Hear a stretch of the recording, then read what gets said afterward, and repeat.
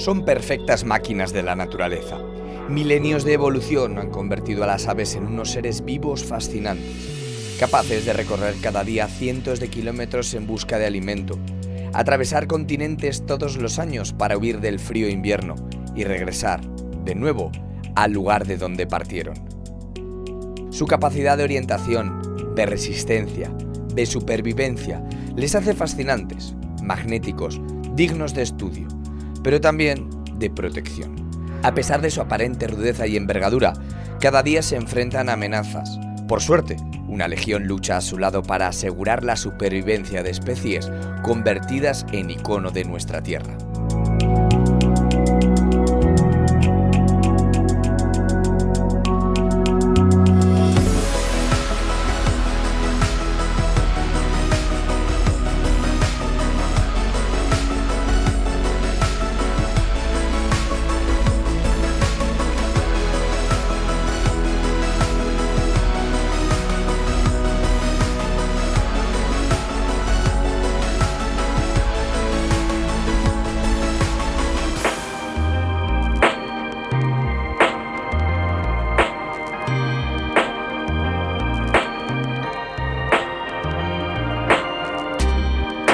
Entre 1992 y 2017, en un cuarto de siglo, más de 21.200 animales fueron envenenados. Al menos esa es la cifra de casos que se pudieron detectar y demostrar.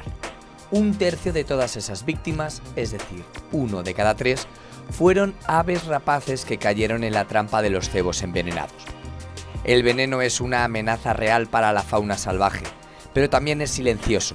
De hecho, se estima que el número de animales envenenados puede ser hasta 9 veces mayor.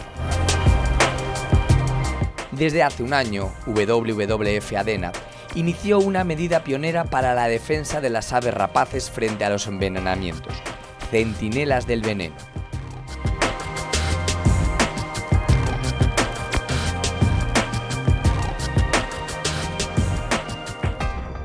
Centinelas del Veneno es una iniciativa con la que queremos dar visibilidad a todas esas aves marcadas con GPS o con los dispositivos que sean, que ya están surcando los cielos en la península ibérica. Hay muchas organizaciones, también el Ministerio y demás, que ya tienen esas aves marcadas, pero que en realidad la gente no sabe que están vigilando los cielos.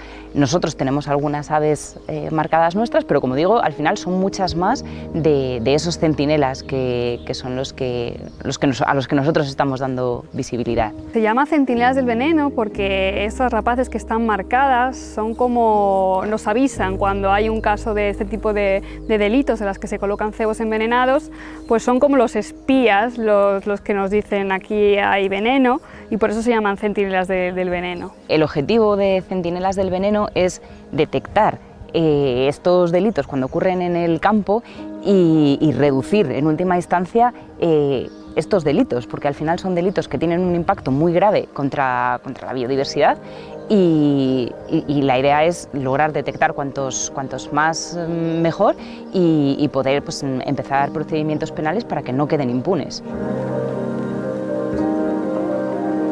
Existe una grave problemática con el tema de los venenos en España y en otros países también. En el último informe que hemos publicado desde WWF hemos visto que se han detectado unos 200.000 casos de animales envenenados.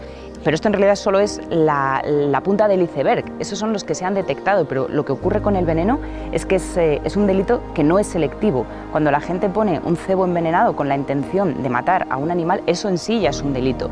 Pero lo que ocurre además es que no solo ese animal muere envenenado, sino que entra en la cadena trófica y muchos otros animales que se alimentan de ese que previamente se ha envenenado pueden morir también. El impacto que tiene realmente es mucho mayor de lo que podemos ver.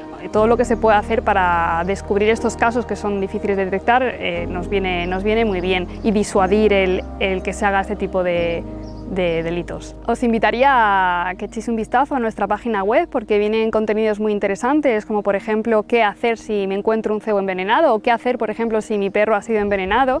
Entonces unas pautas a seguir y también que sepa la gente que es un delito la colocación de estos cebos envenenados. Podéis conocer a los centinelas del veneno, que muchos de ellos están en Castilla y León o por lo menos pasan buena parte del año en Castilla y León, crían aquí. Todos podemos ser centinelas del veneno en el sentido de que esto es un delito y todos tenemos la responsabilidad de denunciarlo si tenemos conocimiento de alguno de estos casos porque afecta mucho a la biodiversidad e incluso a las personas nos puede llegar a afectar.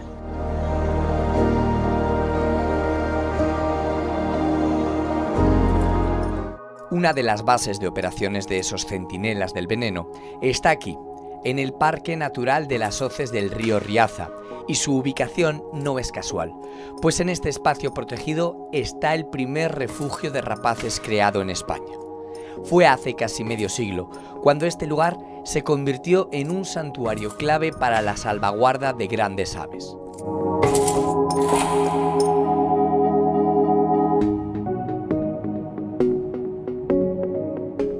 Está íntimamente ligado a la historia de nuestra organización. Aquí, como veis, estamos en plena meseta del Duero, el río Riaza ha excavado un cañón y esta zona antiguamente era muy ganadera y esos dos requisitos son los que hace falta para que aquí exista una gran colonia de aves carroñeras. El buitre leonado. Aquí tenemos seguramente la segunda colonia más importante del mundo, por detrás de otra colonia segoviana que es el duratón. Era conocido por el vicepresidente de nuestra organización, el doctor Félix Rodríguez de la Fuente, Félix, el amigo de los animales, y en uno de sus rodajes del hombre y la tierra, pues vio que la población de buitres había disminuido mucho. Entonces el campo se empezaba a industrializar, había bajado la ganadería, los buitres tenían menos alimento. Lo que hizo fue mover contactos para que nuestra organización, con la población local, con el pueblo de Montejo de la Vega, hicieran un acuerdo, un convenio que perdura desde entonces. Es el primer acuerdo que se hizo entre una entidad privada y una entidad local, un ayuntamiento. Es el acuerdo de custodia de territorio más antiguo que hay en España y se creó un refugio de caza, un refugio por el cual la caza se suprimía en esta superficie del término de Montejo de la Vega de la Serrezuela, se protegían las colonias de aves rapaces, se hacía un comedero para ayudar a que las poblaciones de rapaces también tuvieran subsistencia y BBF regulaba las normas de visita. El éxito de este espacio protegido se basa en varios pilares fundamentales. Uno es la población local, o sea, gracias a los habitantes de Montejo de la Vega, pero también de los pueblos vecinos, de Valdevacas, de Campo San Pedro, Maderuelo, Moral de Ornuez, pues aquí se ha podido hacer un desarrollo no intenso que ha permitido que esto subsista. Desde el año 2004 esto es parque natural también. Ese refugio de caza fundado por BBF se expandió a lo que es ahora el Parque Natural de las Hoces del río Riaza, con un nuevo actor que es la Junta de Castilla y León, que con sus agentes medioambientales, su director conservador, pues trabajan, administran y gestionan aquí, y además entre todos hay muy buena colaboración.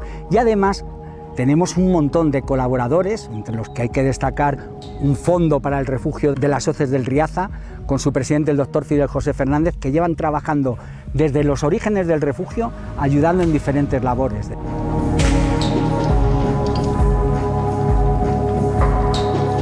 No es un parque temático, es un parque natural. Entonces, de lo que se trata es de conservar la naturaleza. ¿Por qué es importante conservar la naturaleza? No solamente porque nos dé recursos, nos dé placer. Aquí, en este rinconcito de Segovia, tenemos cosas únicas en el mundo. Aquí no solo hay buitres, hay un montón de hábitats protegidos por la Unión Europea. Toda esa riqueza que si no conserváramos entre todos, entre los visitantes que vienen y se comportan muy bien y ayudan, y nosotros estando aquí, y sobre todo la población local, se perdería, no perderíamos esos recursos, esa diversidad, esa variedad que puede haber aquí.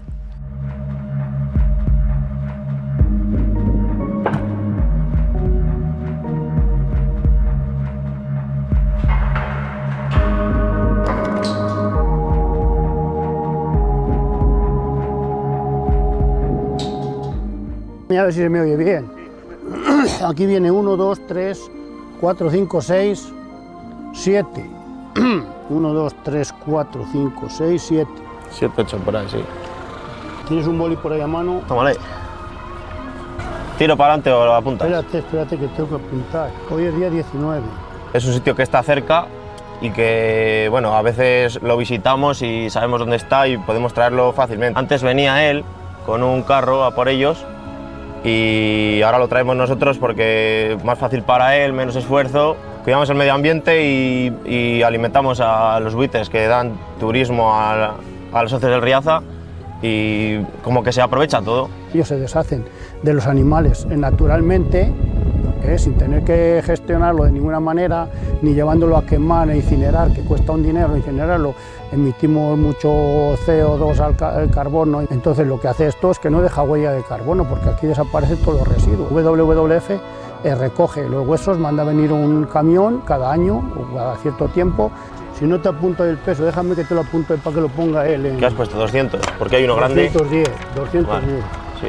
Antes los traíamos nosotros, pero ahora últimamente pues ya los ganaderos están empezando a aportarlo ellos con sus propios vehículos. Yo tengo que venir aquí, abrirle la puerta, verificar lo que traen y hacerles un papel que nos obligan a hacer el Junta de Castilla y León para tener un resultado de los aportes, de más o menos los kilos que se aportan y todo esto.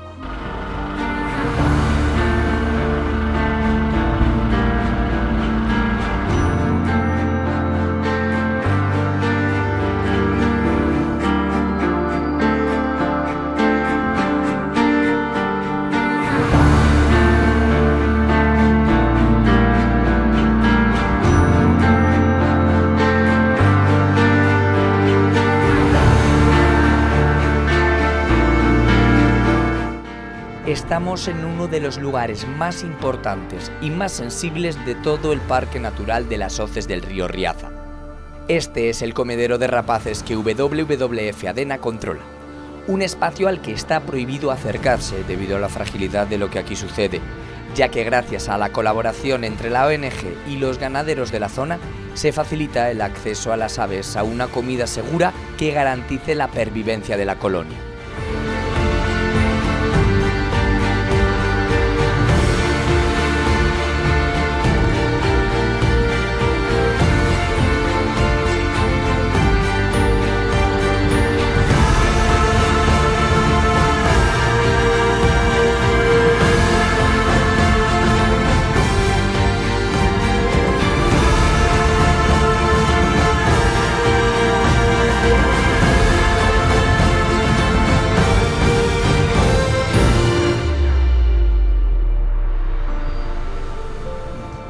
Ahora en el campo no encuentran suficiente comida para alimentarse.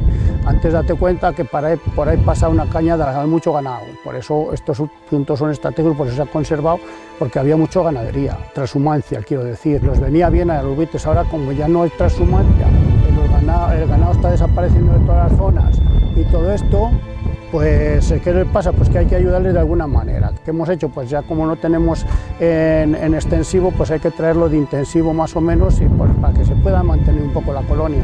Pues hemos hecho un comedero para que los ganaderos puedan aportar sus aportes aquí, ciertos ganaderos, para que tengan comida. La ubicación estratégica quiere decir que está situado en una zona estratégica lejos de población. Se hizo aquí más o menos porque tienen una pista, como diríamos, para entrada y salida a la comida, acceso a la comida. Entonces aquí tenemos un cortado que tiene 30 metros más o menos, porque así no pueden entrar animales. Lo demás está perimetrado, vallado, como una hectárea.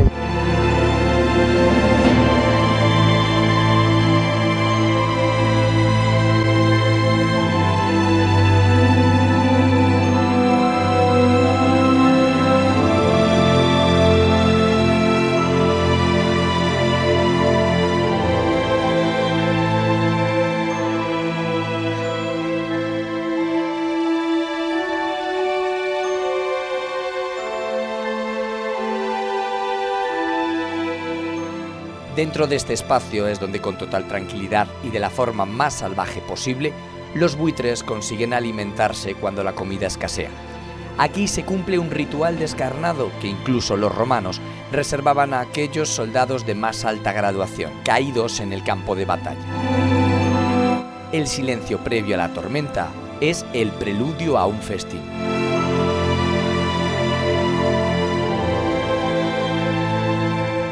Es un espectáculo verles comer, ver cómo comen los que más hambre tienen, se pegan con los que menos hambre tienen, entonces ahí yo no sé si hay jerarquía o no, lo que sí que se ve es que los que más hambre tienen pegan a los otros para comer más y tal, entonces pues no sé, es un espectáculo que no sé cómo explicarte, pues que lo ves todos los días y al final no te cansas de verlo.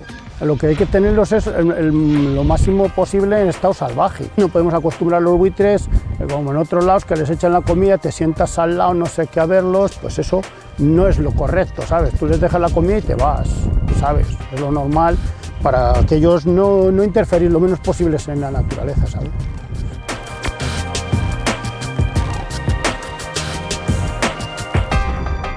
Algunos buitres leonados que participan en el banquete lucen en sus patas un distintivo. El más vistoso es de color azul. Esa es la manera que tienen los vigilantes de estas aves de poder controlar la vida de algunos ejemplares. Son anillas de identificación que en un momento dado permiten conocer cómo es la vida de estos miembros de la colonia, dónde viajan, dónde comen, en qué lugares anidan. Son una pieza sencilla, con un número grabado, que ayudan en los momentos en los que se realizan los censos de población, acciones fundamentales para conocer la realidad de una colonia como la del Parque Natural de las Hoces del Riaza.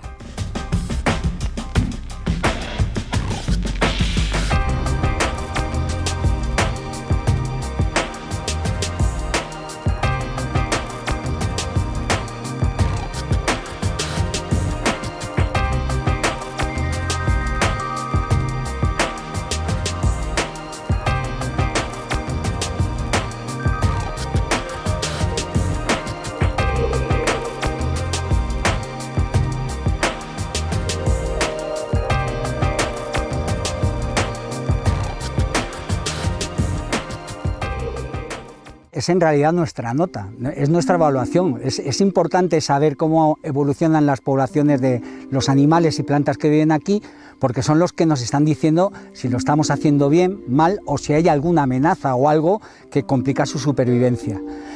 Sobre todo lo que censamos durante todas las épocas de cría son buitres leonados y otras rapaces. Ahora mismo estamos con el censo de los buitres. En realidad lo que nos interesa aquí mucho es cómo evoluciona la cría, la tendencia que hay, si se pierden muchos nidos, si cuando empiezan aquí en colonias tan grandes suele haber mucho fracaso reproductivo. Más en sitios como estos que hay tránsito de gente, aunque en este parque es alrededor de 10.000, 12.000 personas las que pueda ir al año. Ahora estábamos Jesús y yo haciendo pues como una visión así general, pero es que cada uno se encarga de unas rocas, las vamos repartiendo y utilizando nuestra plantilla que hemos creado con los nidos, vamos rellenando un cuadrante en el que vamos poniendo, según la fecha que sea, el estado de desarrollo del pollo, o que en el nido no hay nada, o que el nido se ha perdido. Entonces esto lo pasamos a bases de datos y es lo que mandamos a la Junta de Castilla y León y manejamos todos. La Junta hace su censo en otra parte del Parque Natural y por último llega al Fondo para el Refugio Montejo y cuenta los pollos que salen.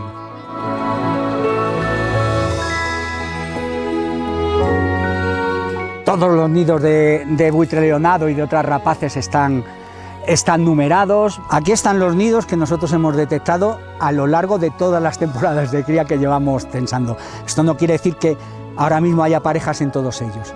Nosotros con esto es la clave, el número que usamos para decir qué ocurre este año. Vemos cómo van evolucionando a lo largo de la cría. No solamente censamos buitres, censamos otras rapaces, pero también hacemos censos de mamíferos para ver cómo evolucionan sus poblaciones.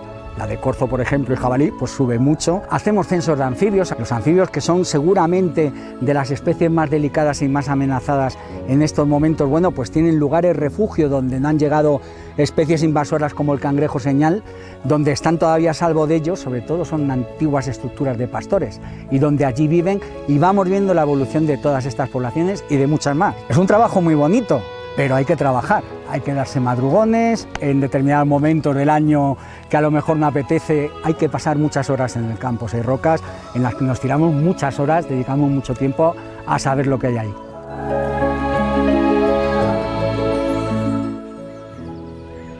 Todas las chovas dándole caña.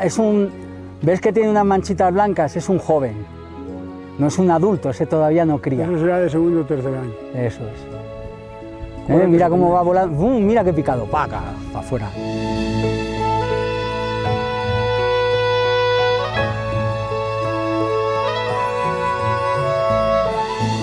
La vida no se detiene en los paredones rocosos en torno al río Riaza.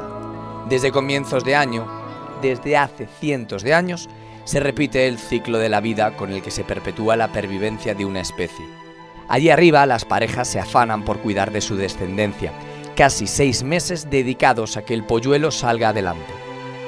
Esto hace que este lugar sea especialmente sensible, porque a pesar de la envergadura y aparente fortaleza de estas grandes aves, cualquier alteración en su medio que percibieran como una amenaza podría hacer que abandonaran el lugar.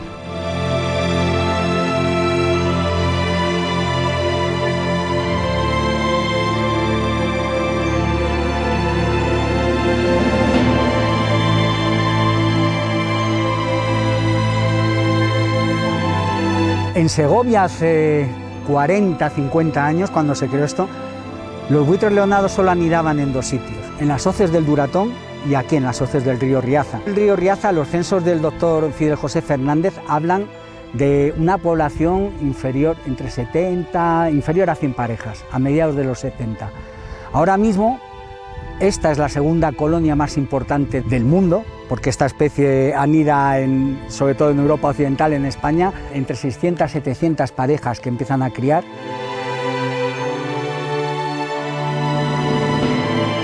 Si te parece que hay nido o no, para apuntar, ahora está vacío, pero antes es que se ha metido ahí. Y aquí no tenemos nido este año, ¿no? Pues todavía no lo hemos encontrado.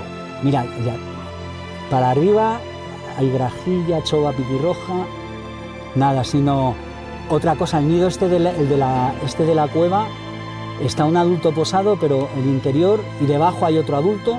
Sí, tienen que tener pollos, ¿sí? Los dos. Yo lo he visto cuando los censos que hice, en los 2 vi pollos. Bueno. Lo que pasa es que como se han perdido varios por ahí alrededor, pues no sé.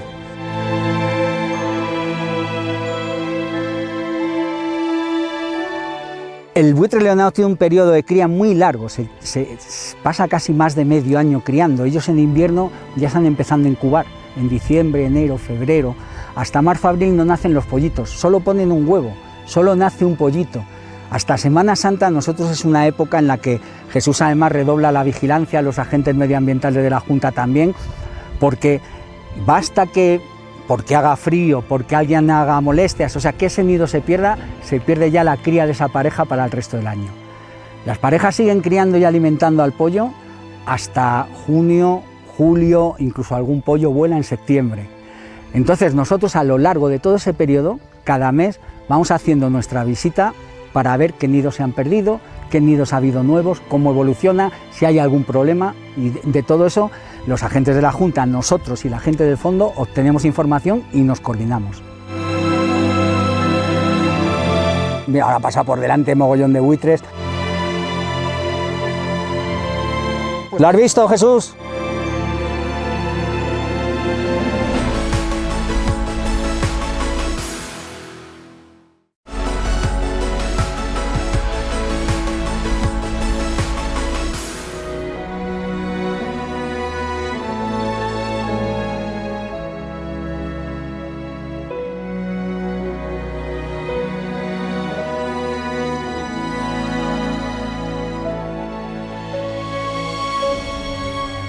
Los censos de aves que se realizan en lugares como este o como las hoces del Duratón son un trabajo artesanal, 1 a 1, con bolígrafo y papel.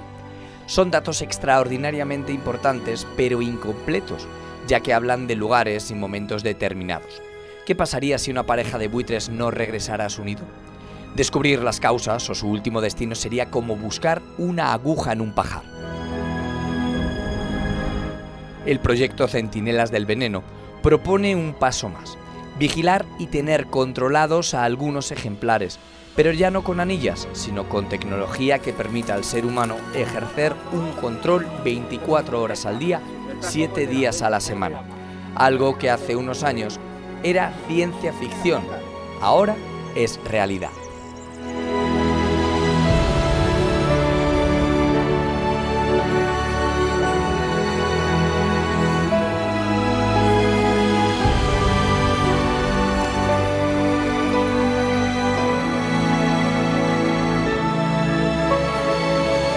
Es posible seguir a aves que recorren miles de kilómetros, incluso a las aves que migran a África. Hoy en día tenemos unos dispositivos con distintas tecnologías que nos permiten hacer ese seguimiento y hacerlo a distancia. Nos vamos descargando unas localizaciones emitidas vía satélite en muchos casos y con esas localizaciones nosotros podemos saber dónde está, podemos saber por dónde se va moviendo, las distancias que recorren, la velocidad.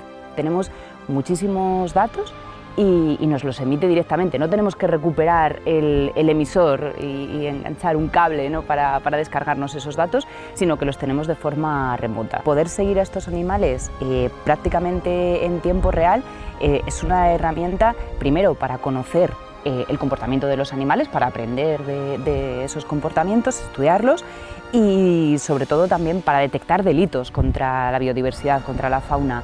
Estas tecnologías lo que nos permite es detectar esos delitos que ya están ocurriendo en el campo. Lo que nos permite es recabar pruebas y dar con los culpables y además pues, prevenir que sucedan nuevos episodios de estos delitos. Por ejemplo, pues delitos como pueden ser disparos o puede ser el uso ilegal de cebos envenenados. Con estas aves podemos saber dónde han estado, podemos saber dónde han estado los días antes, en el caso de que sean aves carroñeras que han comido antes y luego han muerto en otro sitio diferente, por ejemplo. Podemos saber incluso la causa de la muerte, ¿no? Tienen distintos sensores y nos dan diferentes parámetros y podemos saber pues, la velocidad de caída, la posición de caída, y esos datos incluso pueden servir como prueba pericial en un juicio.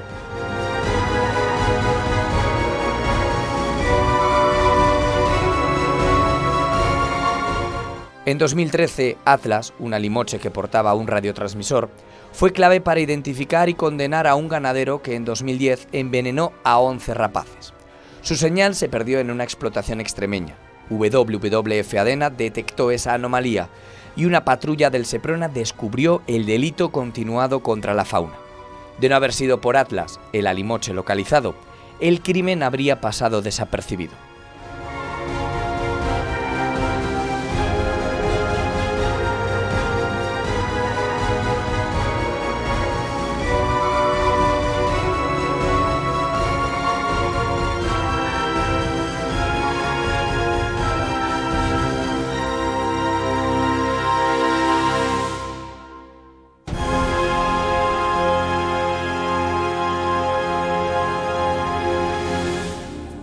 El seguimiento de especies es algo que es una herramienta para el estudio de las especies que se ha utilizado siempre, ¿no?, con distintas tecnologías. Desde, en el caso del anillamiento de aves, por ejemplo, que consiste en anillar un ave y luego recuperarlo en otro sitio de forma que sabes por dónde se ha movido, hasta hoy en día pues, tecnologías mucho más avanzadas, ¿no? Inicialmente se hacía con la intención de conocer el comportamiento, los movimientos de las aves, y últimamente pues al seguir esas aves nos iban dando información, pues por ejemplo cuando el GPS emite una señal de muerte, ¿no?, del animal, al ver cuáles han sido las causas de esa muerte hemos visto que había delitos detrás. Entonces poco a poco hemos ido mejorando esas tecnologías.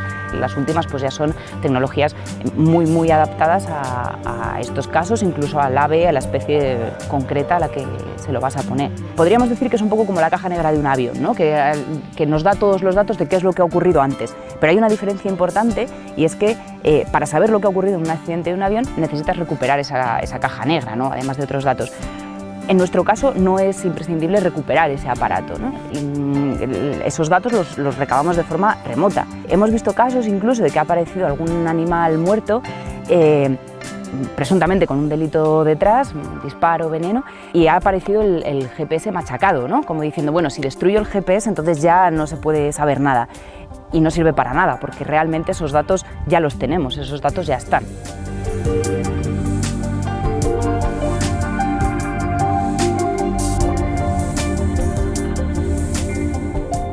Blanca y Silvia observan atentas la pantalla del ordenador. Ante ellas está el rastro de Montejo, uno de los centinelas que vigila desde los cielos lo que sucede. Cada año esta rapaz recorre más de 6.000 kilómetros, la distancia que separa Madrid de Nueva York.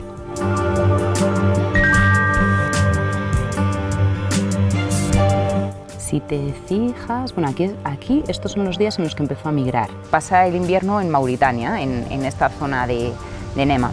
que ves los primeros días que estaba en el mismo sitio, pero luego poco a poco empezó a hacer cada día vuelos más largos y vuelve a su sitio, ¿no? Como si estuviera entrenando para la migración.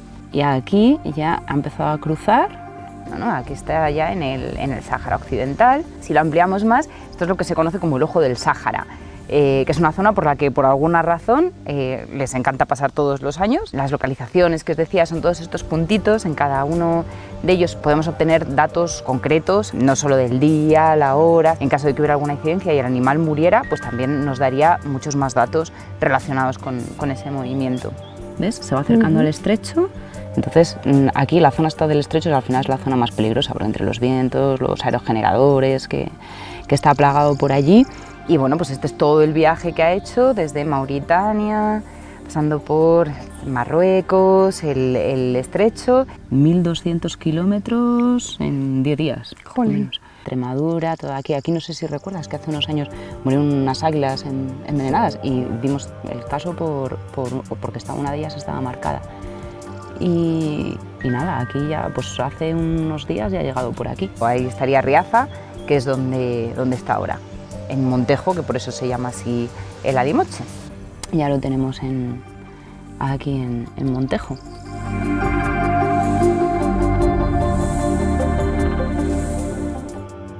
Esta tecnología aporta una telemetría que en las manos adecuadas permite interpretar y conocer ya no solo el comportamiento de una especie, sino además detectar todo aquello que se sale de lo normal y hacerlo en tiempo real. ¿Y cómo se consiguen estos datos? Pues a través de pequeños y sofisticados dispositivos que los animales llevan con ellos.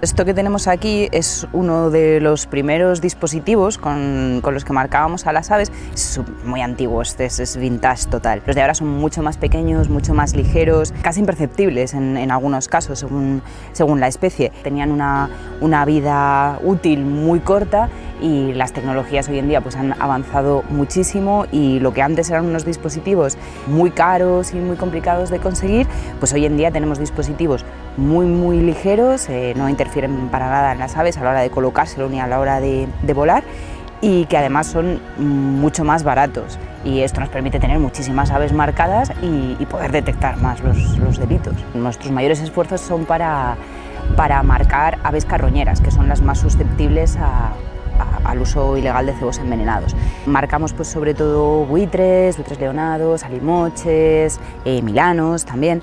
Y el marcaje pues es diferente, depende de la especie. En algunas ocasiones pues podemos capturarlos mientras están comiendo, les ponemos el dispositivo y además también aprovechamos para hacer otro tipo de análisis. Con otras especies o con otros individuos pues los marcamos antes de que empiecen a volar o antes de que hagan la migración.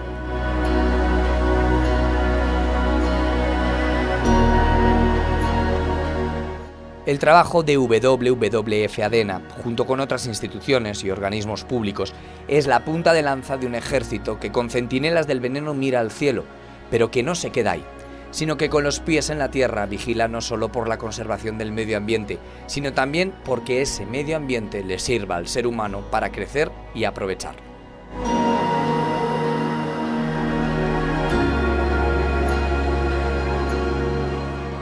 En un sitio como este, por ejemplo, podemos ver algunas de las cosas que ocurren y que justifican que nosotros estemos trabajando aquí. Estamos en la orilla del río Riaza, que es la horta de este cañón. Hay un problema tremendo aquí de especies invasoras, como en toda España. No es que esto sea un sitio especialmente anómalo, pero por ejemplo, este río que antes estaba rico en fauna autóctona, había incluso especies de náyades, de mejillones pequeñitas que vivían aquí, había bogas, barbos, truchas. Bueno, pues ahora el rey de este río, y había anfibios en las orillas, el rey es el cangrejo señal. Hizo que desaparecieran nuestros cangrejos autóctonos y que está diezmando nuestras poblaciones de anfibios y de peces. Y es un río que está regulado por un embalse que no tiene adaptado el ciclo tampoco a las condiciones biológicas del río. Hay momentos en los que se suelta agua de más, en los que se recoge. Entonces, tanto en esas medidas como Si os fijáis también en las orillas, la vegetación de ribera, hay puntos en los que no se respeta. Todas estas cosas hay que intentar solucionarlas hablando, participando, hablando con la población local, intentando que la penalización sea el último recurso, sino con educación, con consenso, solucionar todos estos problemas porque van también en beneficio de ellos. El señor que tenga un seto al lado de sus cultivos va a tener sombra, va a tener más humedad, le va a producir más. Los animales que vivan allí van a tener también cuidado de que no haya plagas de topillos, y en ese sentido es en los que nosotros también estamos trabajando. No solo contamos buitres y animales, con Grefa, con otra organización, lo que llamamos buenas prácticas agrarias. En los pueblos de la zona vemos qué tipo de actuaciones se pueden hacer para que se haga una agricultura menos intensiva. Queremos fomentar sobre todo la ganadería extensiva. Antiguamente se hacían repoblaciones en sitios donde no se debían. Luego podemos mirar algunas repoblaciones de pinos que tenemos aquí. Bueno, nosotros estamos recuperando el hábitat en los sitios donde el sabinar había ido a menos, donde determinados cultivos ocupaban espacios. Estamos introduciendo bosque de ribera, estamos introduciendo sabinar, quejigar, encinar. En fin, el trabajo no se acaba. La afluencia que hay aquí de visitantes intentamos regularla, canalizarla a través de empresarios locales para que el dinero se quede en los pueblos utilizando la Carta Europea de Turismo Sostenible. Es una acreditación a nivel internacional que designa los sitios de máxima calidad turística y que respetan el medio ambiente, como aquí ocurre. Estamos dentro de esa carta y de esos grupos de trabajo.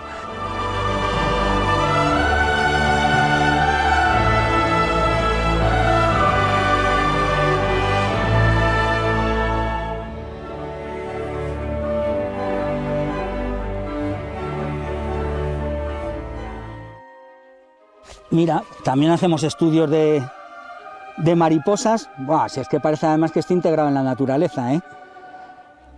Las ves así azulitas y todo eso. Están aquí bebiendo ahora. Estas acaban de salir y están aprovechando pues los charquitos. Es una maravilla. Estas mariposas se llaman niñas. Y luego toda esta zona pues es susceptible, bueno, tienes muchas plantas de ribera, hay nutrias, rata de agua, bueno, e incluso animales no tan vistosos, ¿no?, que también han invadido aparte de los cangrejos. Pero vamos, el río es otra maravilla que tenemos que conservar y cuidar.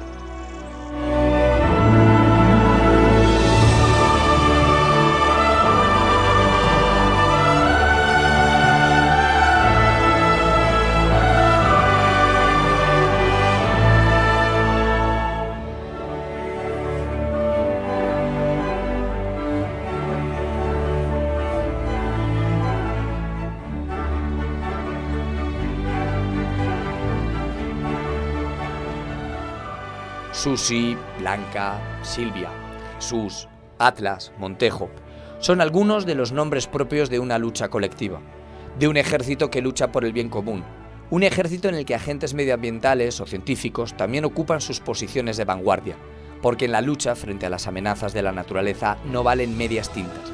Enemigos silenciosos acechan, pero la experiencia de Montejo de la Vega de la Serrezuela, de aquel refugio del que nació un parque natural, ha demostrado que la mano del ser humano en su justa medida puede y debe ser ese aliado que necesita nuestra naturaleza.